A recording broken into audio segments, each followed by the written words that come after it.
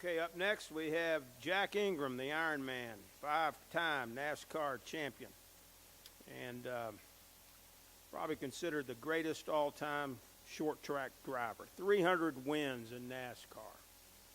And Jack, congratulations. Certainly an honor to have you here tonight. What does it mean to you knowing that now you are a member of the NASCAR Hall of Fame?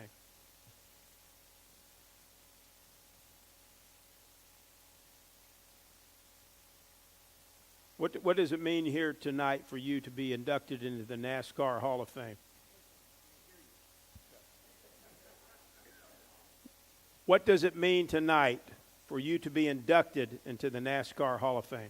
Oh, it means an awful lot to me, and I think anyone that gets inducted in this thing it's a big deal, and I'm just appreciative of the voters, the nominators that nominated me, and the voters that give me a pretty good percentage vote, and I'm in there now, and I'll be there forever. Thank you.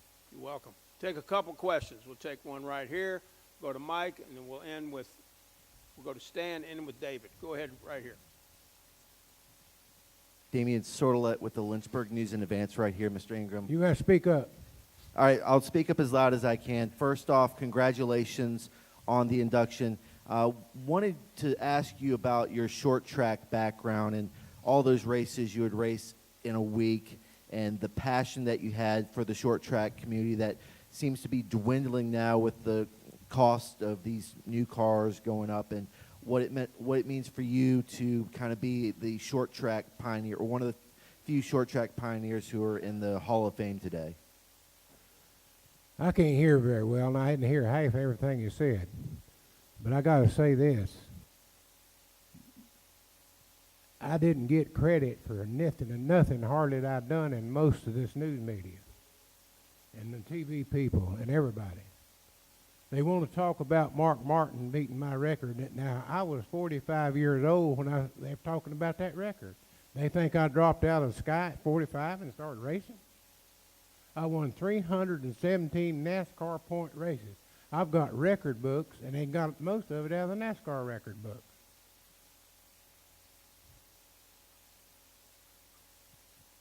Let's go here to Mike, and then we'll end with David.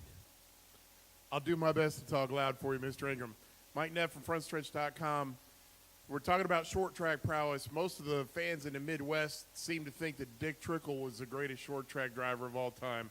I know you are well aware of your statistics. In the races that you went head-to-head with Dick Trickle, did you beat him more times than he beat you? Dick Trickle, no doubt, was a good race car driver, but he didn't race against the kind of competition I did, and not only he didn't win as many races as I did. He claimed every time something happened a little bit different, another year or two, won another 100 races. By the time he stopped, he started racing in 67. He stopped in 87 and won 1,400 races. Now, anybody ever figure that out? That's the most preposterous thing I ever seen in my life. Let me tell you about people talking about winning races. Butch Lindley, good friend of mine, and he got in an accident and it passed away from it. He used to give these publications all these figures where he'd won a lot of races. He was in my shop one day, and I was reading a program we was going to Charlotte. He told them people at Charlotte he'd already won 36 races. I just dialed that NASCAR phone. That woman I kept track of those wins and them points. He had won 12 races. I asked her, how many have I won? She said 22. I said, how many has Harry Gant won? She said 24. Now that's how people write that stuff down, and there ain't no way it could be true. Final question, David Caravello. Off to your right there, Jack. Right there. David Caravello, NASCAR.com. I can't hear you. Speak up. Mr. Ingram, what do you think your enshrinement means to short track racers and guys who race primarily in the Nationwide Series, that something like this could be possible for them one day? The battery must be dead in that mic. I can't hear you. He said, what does it mean getting in the Hall of Fame for the short track racers? Well, it means a lot to me because when we started racing, including the Grand National thing at that time, and that turned into cup racing, They run on short racetracks. Richard Petty's in here winning 200 races, the vast majority of them short racetracks. And I run on short racetracks, and I won super speed. I built a car, towed it to the racetrack, being a helper, to Daytona in 1975, and sat on a pole and won the race. Got a question? What was that?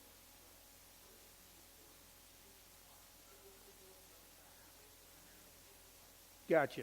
Jack, the question is, you primarily were in the Busch Series. Does this open the door for drivers in that series to possibly get into the Hall of Fame at some point?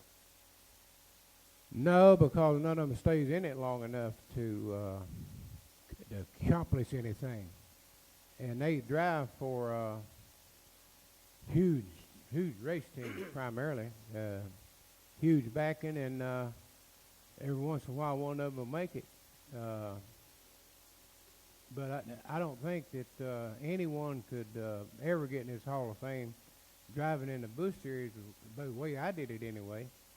And when we did it, we had different cars, we had different motors, we had different racetracks, and Darrell Waltrip and Earnhardt and all them guys come in and race, and they basically got lapped. They just could not keep up. Now, when they started running a lot of them races on speedways, they had so much more experience than a lot of them guys, and they started getting some pretty good cars. They started winning them speedway races, but until they eliminated all them South Bostons and Hickories and Orange Counties and Indianapolis and everywhere else, they couldn't win them races. I can tell you that right now. Well, Jack, certainly congratulations. Before I let you go, that the city of Asheville, North Carolina, Mayor Esther Manhammer has declared January 29, 2014 as Jack Ingram Day in Asheville, North Carolina. Congratulations. Thank you.